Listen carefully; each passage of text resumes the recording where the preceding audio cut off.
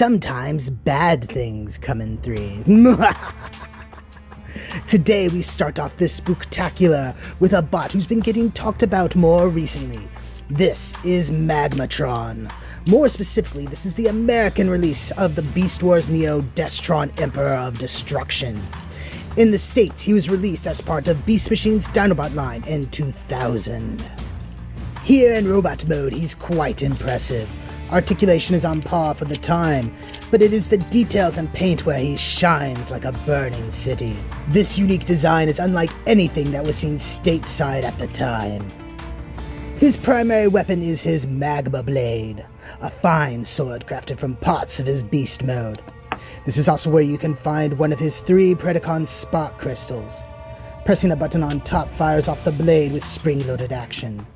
On the undersides of his wings are 2 winged missiles that can also be loaded into the launcher. And if that were not enough, his shield contains 2 more projectiles in the form of Giga Missiles. With this much firepower, it was no wonder that he was considered a force to be reckoned with in his original show. The only one who could match him was his rival, the so-called Big Convoy. Transformation is unlike any other beast former that comes to mind, and that is due partly to the fact that he does not have a single final alt mode. Similar to the Duocons of Generation 1, Magmatron separates into multiple different alt modes, though in this case he breaks apart into 3 forms, not 2. The transformation is also infinitely more complex than those spring-loaded ruffians from G1. No, this process takes considerable time, but not because of the difficulty, but because there is so much to be done. Anyway, with our labors complete, we have him in his 3 dinosaur forms. They're called Skysaurus, Seasaurus, and Landsaurus. Skysaurus is a Quetzalcoatlus, with a color scheme reminiscent of the animation model for Pterosaur. He features a flapping wing gimmick and fairly decent articulation, particularly for such a small beast mode. This component's spark crystal is located under their left wing. In many ways, its small size makes it the most impressive of the 3. Next, we have Seasaurus. An Elasmosaurus, the defining feature on this one is a long articulated neck. It can also open its mouth and move its flippers. There's even a gimmick that replicates a swimming action.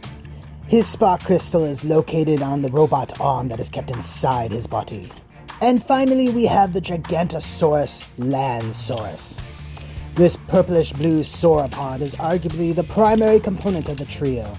It exhibits excellent articulation and can also fire its missiles from its mouth. This one's spark crystal is located on the hilt of the Magma Blade, which is stored away in its throat. But this isn't the only thing Magmatron can do. Oh no. He can take all 3 of these dinosaurs and combine them again. This process keeps each component close to its bestial shape, which yields his Magmasaur form, a centaur chimera-like creature with 3 heads, 4 legs, and a pair of wings. It is truly a monster, as the American instructions put it. Even now, I would say this is an impressive figure, and worth your time to experience. Hopefully the Legacy version is half as impressive as this one is. I do not believe Magmatron would like to see failure.